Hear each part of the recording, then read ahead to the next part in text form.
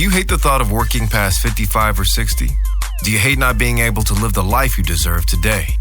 Do you hate not knowing what your financial future looks like? It's time to stop doing what you hate. Here's your host, Mr. Harold Green.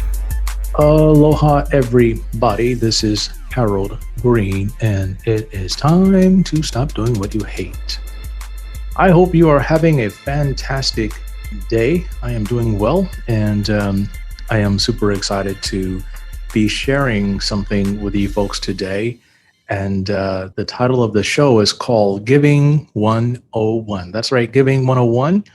And you have all heard that it is better to give than it is to receive. Now, maybe not. It depends on what you're giving and what you are receiving. And there's a lot of confusion around giving and how much can I give and who can I give to and all of these different things. But before I get into it, the reason why I want to talk about giving is this, or Gifting 101 is this. If you are enrolled in the Rapid Retire program, you know that the benefits of the program is putting yourself in a position to retire 5 to 10 years sooner than a person normally would. And what's so important about this is you are putting yourself on a trajectory to potentially having more money than you are ever going to spend. Now, there's no guarantees to that, but you are putting yourself on a trajectory, and here's why. The goal of Rapid, again, is to put you in position, right, to walk away. And when you walk away, we are not talking about walking away from a job with just $500,000 and then trying to make that last for the rest of your life. We are talking about walking away with well over $1 million and finding something else to do. Hopefully we have the right type of income assets set up. It's generating you income. So more or less, if we are investing it the right way, the funds are potentially going to continue to grow. And I got to put that statement out there every single time. Investments do carry the risk of loss. And so go do your due diligence, and past performance is no guarantee for future results. No speculation, just due diligence. And so what we're looking at is really just making sure you're set up the right way. And in doing so, you are going to create some byproducts of success that are not so comfortable to deal with. Now, I always ask my clients the question that when they move on to the next stage and they leave behind a large amount of assets, how much of those assets do they want going to taxes? And then how much do they want going to their family and their loved ones? And every single time they want 100% going to their family and 0% going to taxes. Now, we know that is nearly impossible, but there are some ways that you can make sure that you are leaving behind and maximizing what your heirs will receive. So are you guys ready? 1, 2, 3. Let's get it. Gifting 101. So let's start off by talking about how much we can give for 2021. Right now, you can gift $15,000, and it goes like this. So let's just say I have $1 million that I want to give away to my kids. Okay. And I have 2 kids, a son and a daughter. They have a spouse and they have 2 or 3 kids themselves. So for myself, I can give my son $15,000, his wife $15,000, and each one of his kids $15,000. And for my daughter, I can give her $15,000, her husband $15,000, and each one of their kids $15,000. And then my wife can do the same. Now, that is a lot of money. If done right, you can give to your kids. And so there's many different types of assets that you can give. You can give cash, you can give stocks, you can give real estate, and there are some other things that you can give that we're going to get into. So when we're talking about stocks, it's pretty simple. It's the same rule, 15, 15, 15, 15, 15, right? And if you're talking about cash, the same thing, 15, 15, 15, 15, depending on how many kids are in your family. But real estate is a little bit different. You're going to have some different instruments set up to be able to donate and give away real estate. Now, why is gifting so important? Well, right now we're in a situation where there's a new administration in office, and they're talking about helping out the people who need help the most. And everyone talks about, stay away from politics and religion. But however, you got to get your information from somewhere, right? You're not just going to ignore the fact that politics and religion exist. You are going to talk about it. You are going to hear about it. However, you need to hear about it in a way that makes the most sense so you can protect yourself. So again, we're looking at having trillions of dollars passed and these bills to help out the people that need it. However, not all of the money is going to go where it needs to go. There's a lot of fluff. There's a lot of stuff that are packed into these bills, and there's going to be a lot of changes made. And you hear them talking about taxing the rich and taxing the wealthiest 1% and all of this other stuff that they say. So I had a client call me up, and we were doing a review, and she was just upset. And she said, I voted for the new administration. I wanted change. I wanted Trump gone and all of these different things. But I can't understand from day one. Now they want to turn around and give more welfare to the people that are already getting enough welfare anyway. And on and on and on and on and on. And I said, I'm going to share with you something that I want you to understand and to keep with you for the rest of your entire life. I want you to understand how this system works. She said, I'm listening. And I said, here's the deal. Okay. So these laws and these bills are going to get passed, and these people are going to go and they're going to get this money. And I said, what do you think they're going to do with this money? Do you think they're going to save it or they're going to spend it? She said, no. And I said, where do you think they're going to spend it at? And she said, probably this place, that place. So Walmart, Target, Amazon, and on and on and on. And I said, well, doesn't it make sense for you to go and buy stock in these companies because this is where the money's going to go?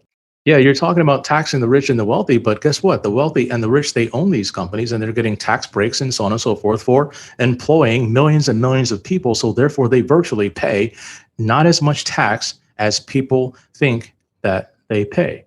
So what we need to do is figure out how to protect your assets or how to get in on the game and take advantage of it instead of complaining about it. And she said, yeah, that's right. That's what I have you for. And I said, exactly. My job is to help protect you from all the foolishness that's going on. And when you die, you are going to give your family a lot of money based on how you're investing right now, unless we do something crazy and we lose it all, right? And she said, yeah. And I said, so therefore, that's how you have to look at it. Yes, they're going to talk about taxing the rich. I said, but what happens is the middle class is going to get hit more because you make more. You got the payroll tax that they're going to look at increasing, and you have the income tax that they're going to look at increasing. I said, so you have to figure out on the back end side how to make the most out of this situation. And she was fine, and she laughed and she chuckled, but that is a very true thing. And this is what I look at every single day is how do we maximize what we have? Because when they do pass these laws and they do pass these bills and they do raise these taxes, guess what? They can't get at the rich because the rich have their assets protected. Okay, they have them in different types of trust. They have them in different types of charitable remainder trust. They have them in charitable lead trust. They have them in charitable gift annuities.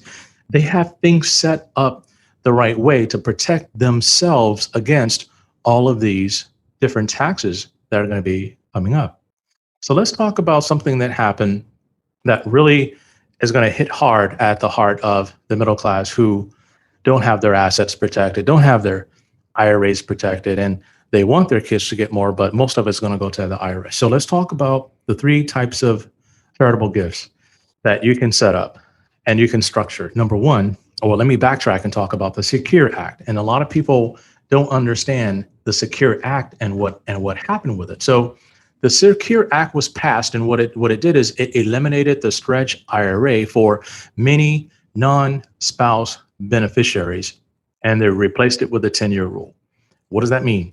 It means that if you have $3 million in your IRA and you wanted to say, I want to skip my wife, she doesn't need the money, she has $3 million in her IRA, and I want to give the money directly to our kids, and we got 3 kids.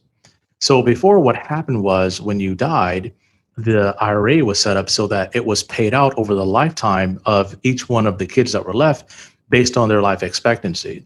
Okay.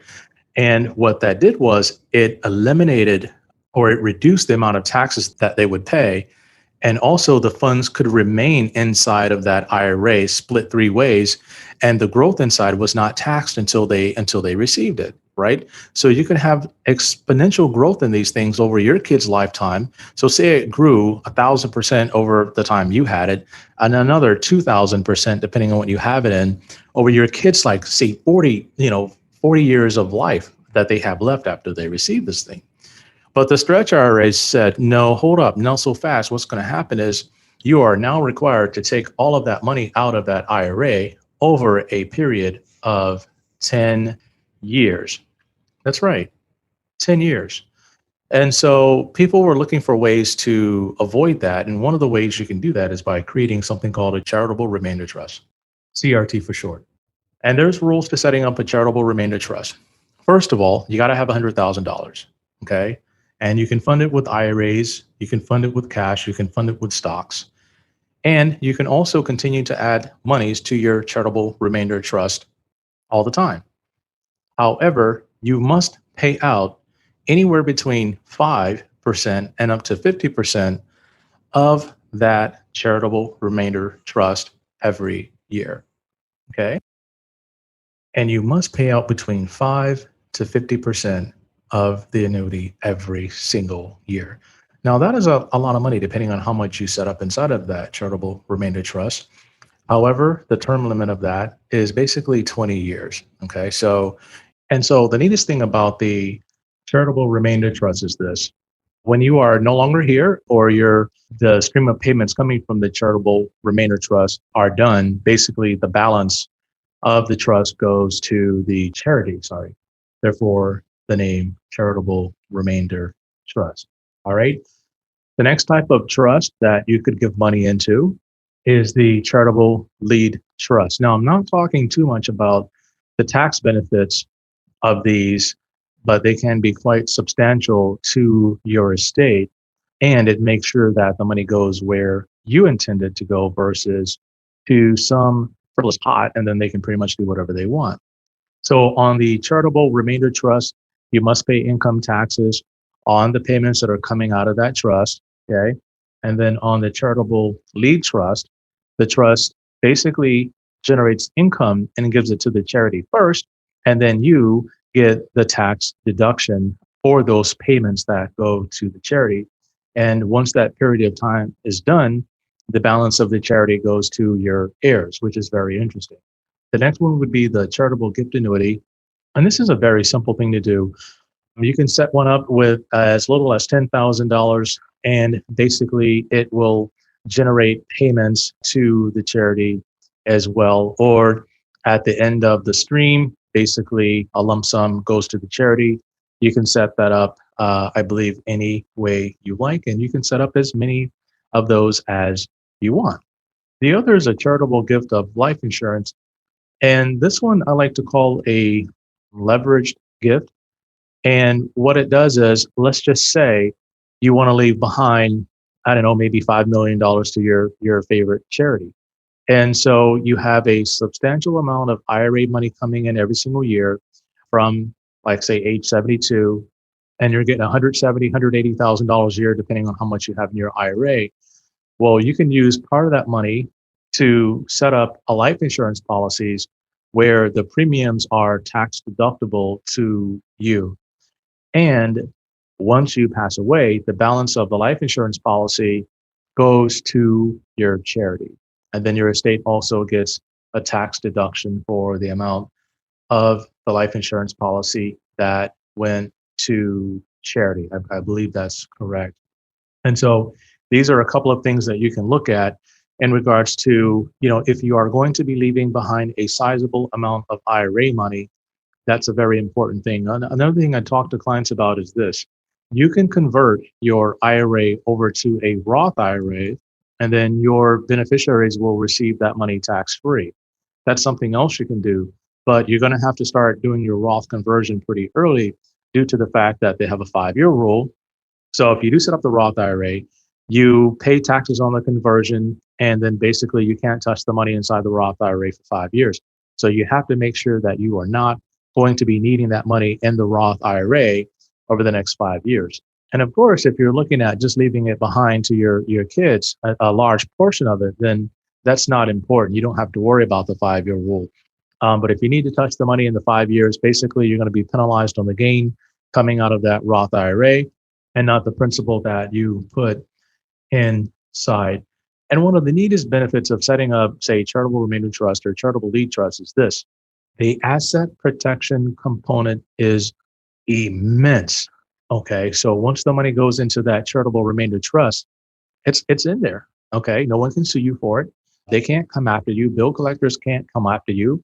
They probably can come after you for the monthly payments or the quarterly payments off of it, but they can't come after you for the balance inside that charitable remainder trust. So these are some very important things to think about in regards to what you would want to potentially do with all of the money that you're not going to need, for the rest of your life, right? So you have the amount that you've set aside for yourself, and maybe that's 2 million or 3 million. And then if it grows to 5 or 10, you have to begin to think about, I don't like the word dispose, but how do I distribute the wealth? And one of the things you can do is through the annual gifting of $15,000 a year. And I think this is one of the most enjoyable ways to do it because you get to see how the money is being used while you're living. And so I had someone come in and they began to share with me how they've been gifting so much money to their family members every single year. And I had another client come in and they said, well, my mom's been gifting us money every single year. And her main thing was to see us enjoy it while she's alive versus, when she's not here, she can't see us enjoy it. And so I said, that's a very, amazing thing. So they travel, they go all over the world, they do all these things, and it's pretty amazing. So I wanted to talk to you guys a little bit today about gifting, and I just called it Gifting 101, because we can get way more advanced in how we set these gifts up. But if you are in the Rapid Retire program or you're wanting to be in the Rapid Retire program, it's something that when you're inside, we look at and we begin to dream, plan, and accomplish these types of things. So thanks for tuning in today and letting me chat with you about the future and what it could potentially hold for you. And if you want to know more, you can check out my website, retirenowretirewow.com, or give me a call, 808-521-4401. Until next time, everybody, 1, 2, 3, let's get it.